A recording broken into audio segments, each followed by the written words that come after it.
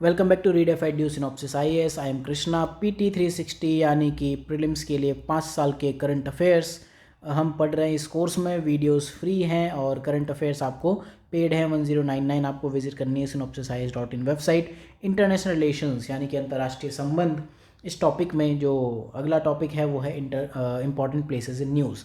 अब कायदे से ये टॉपिक तो आपका आना चाहिए थे ज्योग्राफी एंड मैप में, लेकिन ज्योग्राफी और मैप जैसा कोई पीटी है नहीं। हालांकि हमने एक पीटी बनाया है जिसमें आपको इन्वायरमेंट, ज्योग्राफी एंड मैप ये चीज़ें दिखेंगी।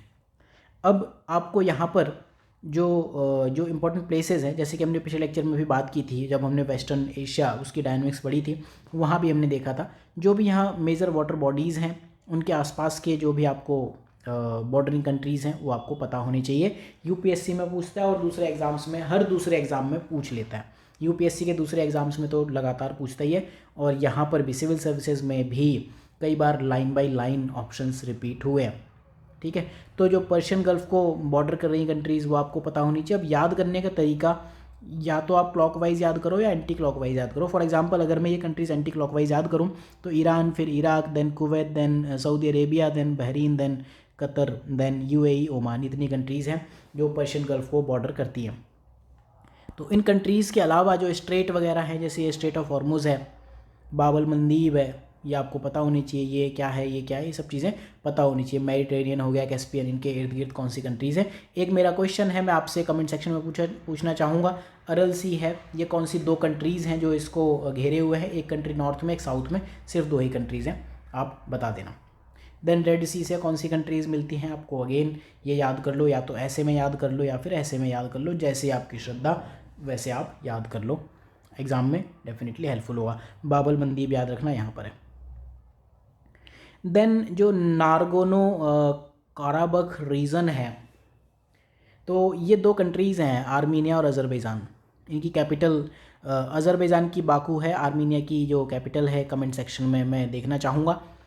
ठीक है, तो ये दोनों कंट्रीज़ यहाँ पर इनका जो चै में चलती रहती है, तो ठीक है, बस आपको ये पता होना चाहिए कहाँ पर है। ये वाला जो लाइट पर्पल रीजन है ये आपको यहाँ पर दिखेगा, बेसिकली अज़रबैजान में लोकेटेड है। देन इविया आइलैंड, यहाँ पर फॉरेस्ट फायर लग गई थी, आग लग गई थी, तो वहाँ पर फिर काफ़ी ज़्यादा तबाही हुई थी। ग्रीस का है ये लोकेशन है, आप एक बार याद कर लेना। ठीक है, ये ग्रीस है, ग्रीस के इधर ये आइलैंड आपको दिखेगा। ठीक, देन जो अगली चीज़ न्यूज़ में है, सारीचू रिवर या फिर सारीचू रिवर, जो भी आप कहना चाहो, ये अपर सुबनसिरी डिस्ट्रिक्ट में है। ये मुझे गूगल मैप में बहुत क्लियरली दिखी नहीं, लेकिन ठीक है अरुणाचल में है, इतना आप याद कर लो, इतना ही पता होना चाहिए। ठीक है, तो ये न्यूज़ में क्यों आई? एक मैकमोहन लाइन हमने पढ़ी थी अभी, जब हमने चाइना के साथ बॉर्डर प्रॉब्लम पड़ी थी, जो कि तिब्बत और इंडिया के बीच की बाउंड्री डिमार्केट करता है, लेकिन चाइना उसे मानता करता नहीं है। तो चाइना ने क्या किया, अरुणाचल में एक नया विलेज बसाना शुरू कर दिया जो है तसारी चू रिवर के पास में। तो सैटेलाइट इमेज से ये सब पोल खुली और फिर उसके बाद से ये चीज़ न्यूज़ में आ गई, और फिर पार्टी एक दूसरे के ऊपर चढ़ गई कि हमारी सरकार में तो ऐसा नहीं था, तुम्हारी सरकार में ऐसा कैसे हो गया। उन्होंने कहा हमारी सरकार में ऐसा नहीं हो रहा, तुम्हारी सरकार के टाइम से हो रहा है, ये सब तो में चलिए चलती रहेगी। इसके बाद दौलत बेग ओल्डी, तो ये लद्दाख की नॉर्थर्न मोस्ट कॉर्नर है। आर्मी वाले इसे सब सेक्टर नॉर्थ भी कहते हैं। दुनिया की हाईएस्ट एयर स्ट्रिप यहाँ पर है, अगर हम लोकेशन देखें। ठीक है, इंडिया का जो मैप है, अक्साई चेन है। ठीक है, ये वाला पार्ट सियाचिन ग्लेशियर है। ठीक, तो अक्साई चेन यहाँ पर है, दौलत बेग ओल्डी ये रहा, ये वाला पार्ट। ठीक है, तो ये अगर आप देखो तो जहाँ चाइना पाकिस्तान को मिलता है, गिलगित बाल्टिस्तान रीजन में लगभग यहाँ कहीं, उसके बिल्कुल आसपास है। ठीक है, तो इस वजह से ये चीज़ न्यूज़ में रहती है, राइट। एक पंगोंग त्सो जो लेक है, इसको लेकर भी काफ़ी ज़्यादा न्यूज़ आ रही हैं। ये जो लेक है ये आप देखो ध्यान से, तो ये यहाँ पड़ रही है। ठीक, यहाँ पर ये इंडिया कंट्रोल रीजन है, चाइनीज़ कंट्रोल रीजन है, तो ये जो लेक है दोनों पार्ट में, गलवान इधर है, ये इस तरह से आप चीज़ें याद कर लेना। मैप अगेन पहले पढ़ चुके हैं। देन सर क्रीक, सर क्रीक के साथ 3 और क्रीक है, एक है खज्जर क्रीक, एक है सर क्रीक, एक है कोरी क्रीक। एटलीस्ट आप इनको नॉर्थ से साउथ तो याद कर लो। अब जब वाटर बॉडीज़ होती हैं तो इनमें बाउंड्री कैसे डिमार्केट हो, ये इशू है, राइट। तो जो बाउंड्री डिमार्केट होंगी वो कैसे होंगी? इंडिया कहता है कि ये रेड वाली लाइन ये बाउंड्री होनी चाहिए, पाकिस्तान कहता है ये ग्रीन वाली होनी चाहिए, ये इंटरनेशनल बॉर्डर मानता है, ठीक है। ये पाकिस्तान कहता है ग्रीन वाला, इंडिया कहता है ये। तो ये डिसाइड कैसे होती है? जब भी ये दो वाटर बॉडीज़ है, फॉर एग्जांपल ये रिवर है, तो एक तो तरीका होता था कि एग्जैक्ट सेंटर में मान लो, बट वो नहीं चलता। एक चलता है थालवेग, THALWEG, थालवेग प्रिंसिपल या थालवेग डॉक्ट्रिन।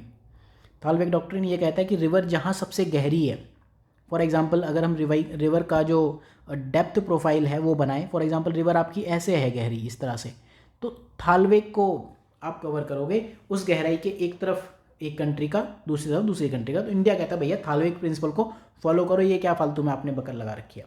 तो ये चीज़ें हैं, इस वजह से न्यूज़ में रहता है। रन ऑफ कच्छ मार्शलैंड में है। ओरिजिनली इसका नाम बाणगंगा था, फिर अंग्रेज़ों ने अपने नाम पर रख लिया, जैसे कि हमेशा रखते हैं कच्छ और सिंध के बीच में। ये सर क्रीक, कोरी और खज्जर आपको याद रखनी है। तो मैप में फ़िलहाल इंटरनेशनल रिलेशंस में मैंने 5 साल की चीज़ें जो ऐड करने की कोशिश की हैं वो वेस्ट एशिया और इस वाले टॉपिक में इंक्लूड करने की कोशिश की हैं। जनवरी से आगे जो टॉपिक न्यूज़ में रहेंगे वो हम डेफिनेटली और भी कवर करते जाएंगे। तो इस लेक्चर में इतना ही, और अगले टॉपिक में हम बात करेंगे मिसलेनियस में। मैं फ़िलहाल तो लेक्चर नहीं लेने वाला हूँ। टॉपिक आपको बता दूँ कि एक अर्ली हार्वेस्ट ट्रेड डील हुई है, ठीक है, और FTA से मिलती जुलती है। आपको FTA से किस तरह डिफरेंट है ये आपको पता होनी चाहिए, ठीक। देन इसके बाद वंदे भारत मिशन, तो लोगों को इवैक्यूएट करना था कोविड-19 के टाइम पे, उसके लिए था। देन एक पोर्टल बनाया। तो इस तरह की चीज़ें आप देखो बहुत ज़्यादा इंपॉर्टेंट नहीं है। मिशन सागर, इंडिया का एक INS केसरी था, वो कई कंट्रीज़ के लिए गया फूड आइटम और मेडिसिन लेकर, वो मिशन सागर है। सागर जो है आपको ये पता होना चाहिए, security and growth for all in the region, उससे रिलेटेड नाम है। देन ऑपरेशन समुद्र सेतु यानी कि सी ब्रिज, ये एक ऑपरेशन चला, इंडियन नेवी ने किया कि जो ओवरसीज़ लोग हैं उनको वापस लेके आओ। देन तसार बोमा का न्यूक टेस्ट, इसको हिंदी में ज़ार कहोगे, ज़ार बोम्बा न्यूक टेस्ट, ठीक है। तो ऑफिशियली इसका नाम RDS-20 है। लार्जेस्ट न्यूक्लियर वेपन है जो कभी भी बनाया गया, ठीक। और इसको फिर ठीक है आर्कटिक ओशन में कहीं पर एक जगह इसको सेट ऑफ कर दिया गया था। तो बस आप ये चीज़ ध्यान रखोगे। देन ट्रिनिटी टेस्ट, आप ये चीज़ ध्यान रखोगे, राइट। जापान पे जब बॉम्बार्डमेंट हुआ था वो था अगस्त 6 और 9, हिरोशिमा और नागासाकी। उससे ही कुछ दिन पहले दुनिया का पहला जो एटॉमिक बॉम्ब टेस्ट था वो किया गया था 16 जुलाई को। इसको ही ट्रिनिटी टेस्ट कहा गया और US का मैनहट्टन प्रोजेक्ट था। अब ये यूरेनियम या प्लूटोनियम और फिजन टेक्नोलॉजी ये सब हम ऑलरेडी जानते हैं, इस पर है। देन 75th एनिवर्सरी आ रही है, चली रही है फर्स्ट एटॉमिक बॉम्बिंग की। उनके नाम थे लिटिल बॉय जो हिरोशिमा पर गिराया गया और फैटमैन जो नागासाकी पर गिराया गया, ये है। इसके बाद डीमिलिटराइज्ड जोन, ये इंटरनल सिक्योरिटी में एक कॉन्सेप्ट है। मोस्टली नॉर्थ कोरिया क्या कहता है कि हम साउथ कोरिया के साथ जो हमारा DMZ है इसको हम ब्रेक कर लेंगे। लैटिट्यूड 38 डिग्री नॉर्थ है वो है। डीमिलिटराइज जोन बेसिकली जब दो कंट्रीज़ हैं, ये नॉर्थ कोरिया है साउथ कोरिया है, ये कहते हैं कि इस एरिया में ना आप अपनी आर्मी रखोगे ना हम रखेंगे, एक बफर की तरह ये काम करता है, ठीक। तो ये बेसिकली ठीक है, कुछ UN से नेगोशिएशन के बाद हुआ था। देन UPR एक चलता है, यूनिवर्सल पीरियोडिक रिव्यू। तो ये जब हम ह्यूमन राइट्स का रिव्यू करते हैं UN राइट्स के, ठीक, तो उस टाइम पे ये न्यूज़ में आता है। तो ये चीज़ हम ऑलरेडी सोशल इश्यूज़ में देख ही चुके हैं, तो ये अगेन मैं नहीं पढ़ाने वाला हूँ आपको, इसमें मिसलेनियस हैं ये चीज़ें। केन्स ग्रुप का जो विवाद है वो आपने देखा ही होगा लगातार, तो इसमें मैं क्या ही बता दूँ आपको, ठीक। तोमान, ईरान ने अपनी यूनिट को रियाल से तोमान चेंज कर दिया, और ये कुछ चीज़ें हैं। ईरान बेसिकली इन्फ्लेशन टारगेट करने की कोशिश कर रहा है। 3C इनिशिएटिव 2015 में लॉन्च किया गया था, ठीक। और EU मेंबर के जो कंट्रीज़ थे वो थे। और 3C इसको क्यों कहते हैं, जो एड्रियाटिक, बाल्टिक और ब्लैक सी, उसके बीच में ये कंट्रीज़ रुके हुए हैं, इसको ये भी कहते हैं BABS, BABS, Baltic, Adriatic and Black Sea. तो चाहे ऐसे कह लो चाहे ऐसे कह लो, कान पकड़ना है, चाहे उल्टा पकड़ा चाहे सीधा पकड़ा, राइट। तो बेसिकली क्या ही करेंगे, एनर्जी, ट्रांसपोर्ट, डिजिटल, फलाना ढिमका, ये सब चीज़ें करेंगे। उइगुर को लेके चाइना में इनके ह्यूमन राइट वॉलेशन होते रहते हैं, हम लगातार पढ़ते रहते हैं। उइगुर मुस्लिम्स हैं, ठीक है। टर्किक एथनिसिटी के हैं, तुर्की के हैं बेसिकली, और चाइना के जिनजियांग प्रोविंस में रहते हैं। देन इसके बाद ग्लोबल वैक्सीन समिट चली है। गावी वैक्सीन अलायंस के बारे में आप जानते होंगे, हेल्थ वाले पीटी में हमने ऑलरेडी इंक्लूड किया हुआ डिटेल में, यहाँ मैंने बस आपको नोट कर दिया है। गावी वैक्सीन अलायंस है, वहाँ पूरा हम डिटेल में देखेंगे। Then global soft power index, UK का एक ब्रांड है वो, ठीक है, उन्होंने फाइनेंस ब्रांड उन्होंने किया। 3 इसमें पैरामीटर है। सॉफ्ट पावर इंडेक्स, आपकी सॉफ्ट पावर और हार्ड पावर 2 चीज़ें होती हैं। सॉफ्ट पावर में आ गया जैसे आपका कल्चर आ गया, ठीक है, डांस, म्यूज़िक, ड्रामा, ये सब सॉफ्ट पावर है। हार्ड पावर मिलिट्री के बेस पर आप कंट्रोल करते हो, जैसे चाइना हार्ड पावर से कंट्रोल करता है, इंडिया सॉफ्ट पावर से। तो सॉफ्ट पावर में 3 चीज़ें इंपॉर्टेंट होती है। आप मेंस पॉइंट ऑफ व्यू से इसको याद कर लो, प्री में तो क्या ही पूछेगा। फैमिलियरिटी, यानी कि आपकी सॉफ्ट पावर को लोग जानते हैं कि नहीं। दूसरा, जानते हैं तो मानते हैं कि नहीं। तीसरा, मानते हैं तो उससे इन्फ्लुएंस होते हैं कि नहीं। फैमिलियरिटी, रेपुटेशन एंड इन्फ्लुएंस, ठीक। तो इसमें जो सॉफ्ट पावर में जो मेजर लोग हैं, सबसे पहले डेफिनेटली यूएसए आया, इंडिया भी काफ़ी नीचे है, ठीक है, चाइना के नीचे। देन नाफ्टा, यूएसएमसीए बन गया। नाफ्टा को लेकर जो ये north American free trade agreement है, ठीक है, तो वो यूएसए, मैक्सिको और कनाडा के बीच में है, इसका नाम यूएसएमसीए हो गया। यूएसए, मैक्सिको, कनाडा, ठीक। 1994 में आया था और इन 3 कंट्रीज़ में ये बेसिकली स्टैंडर्ड ऑफ लिविंग बढ़ानी थी और इकॉनमी वगैरह बूस्ट करना था। देन एक साकू चलता है, south Asian custom union. Custom union के बारे में इकोनॉमी में हम पढ़ते हैं, मैं यहाँ आपको एक्सप्लेन नहीं करूँगा। पीटीए है ये, preferential trade agreement.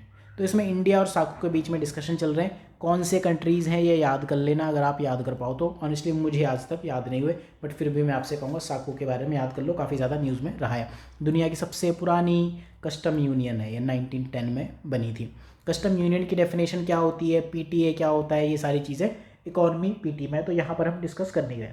Basically IR में मिसलेनियस हैं ये, जो आपके 1 साल आप यूज़ करोगे, 1 साल फेंक दोगे, ठीक है।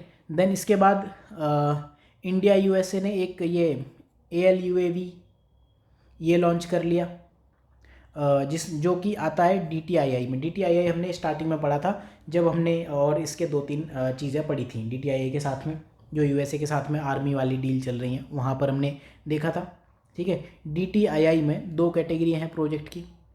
उसमें एक कैटेगरी है जो प्रोजेक्ट एग्रीमेंट, PA, ठीक। तो सेकंड कैटेगरी में आया है बेसिकली, ठीक है। जो दूसरी कैटेगरी है PA, उसके थ्रू ये इंडिया ने ये air launched unmanned aerial vehicle ये लॉन्च किया। आप कह रहे होगे मैं क्या टाइम पास कर रहा हूँ, इसमें कुछ ज़्यादा है नहीं पढ़ाने को। DTII मैंने आपको यहाँ वापस से लिख दिया है कि क्यों है, क्यों हुआ था। Defence technology and trade initiative, ठीक। तो ये हो गया,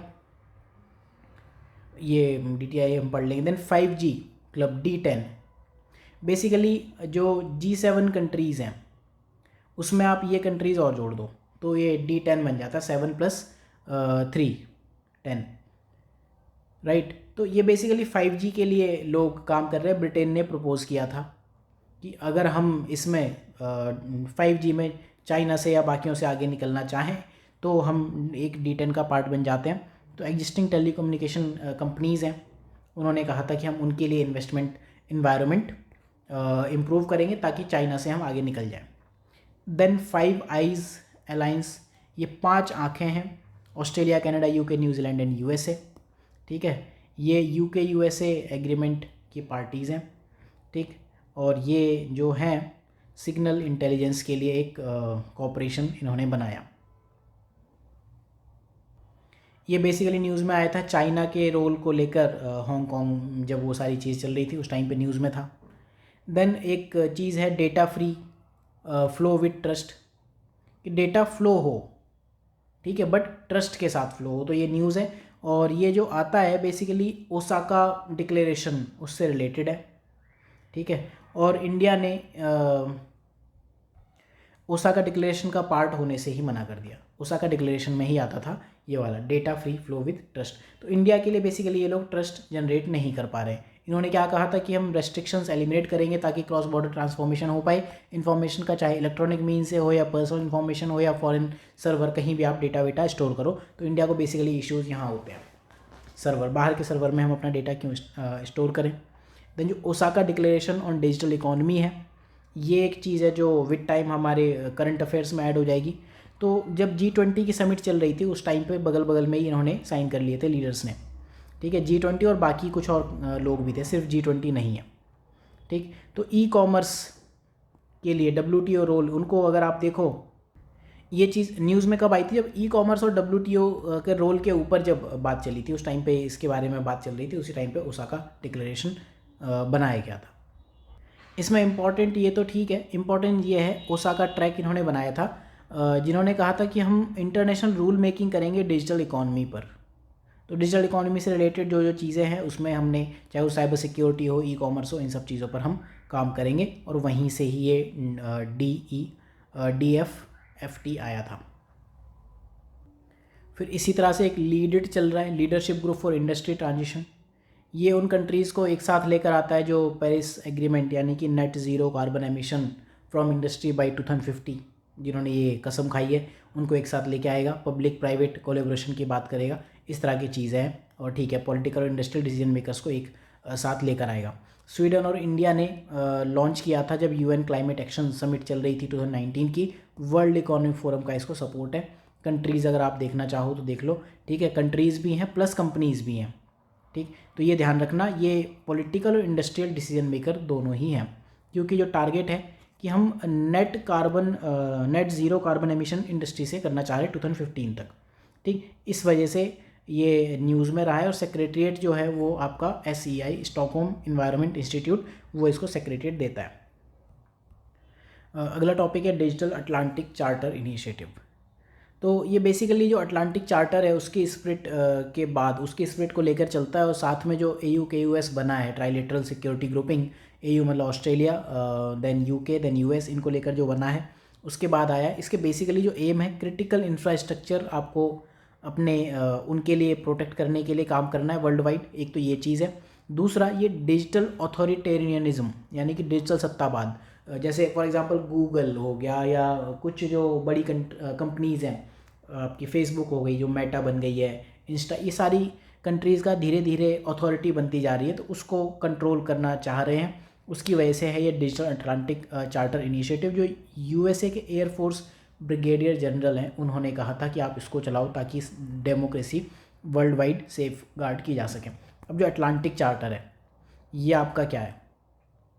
अटलांटिक चार्टर बेसिकली USA और ग्रेट ब्रिटेन, इन दोनों ने वर्ल्ड वॉर के टाइम पर कसम खाई थी कि हम पोस्ट वर्ल्ड वॉर एक अच्छा वर्ल्ड देखना चाहते हैं।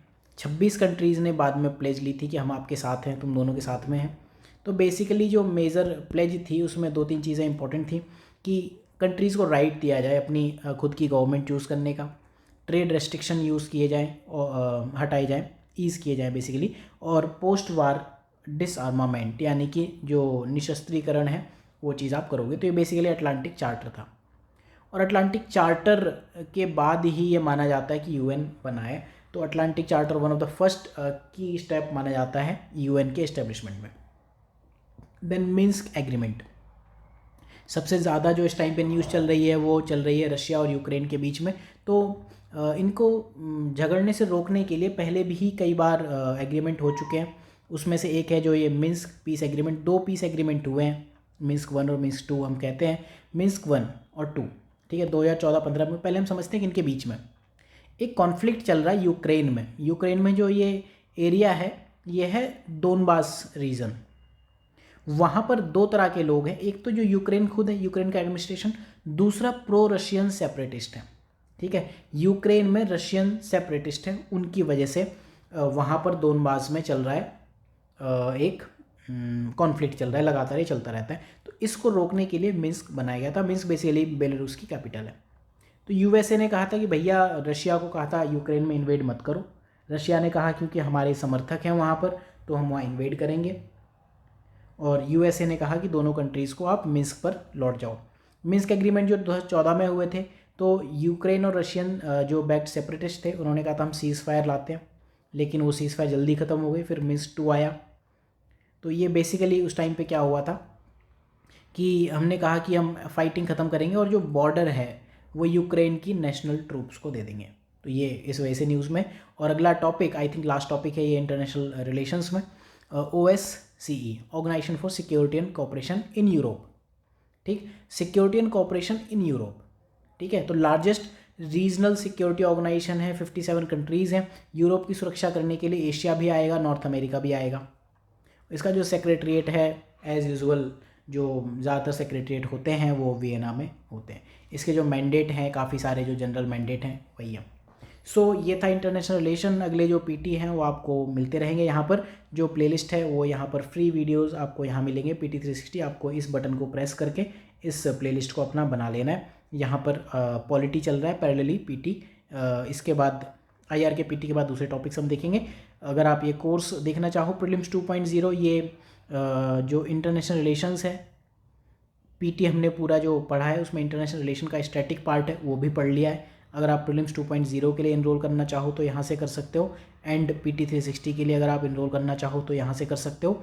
एंड लकली अगर आप ये देखो 2020 सीरीज़ में जो टॉपिक लिस्ट है तो उसमें इंटरनेशनल रिलेशंस में हमने ऑलमोस्ट सारे ही टॉपिक्स कवर कर लिए। और ये ऑलमोस्ट आप देखोगे पीटी से इंटरनेशनल रिलेशंस तो एटलीस्ट कॉमन है क्योंकि हमने पीटी ज़्यादा डिटेल में पढ़ा है, राइट।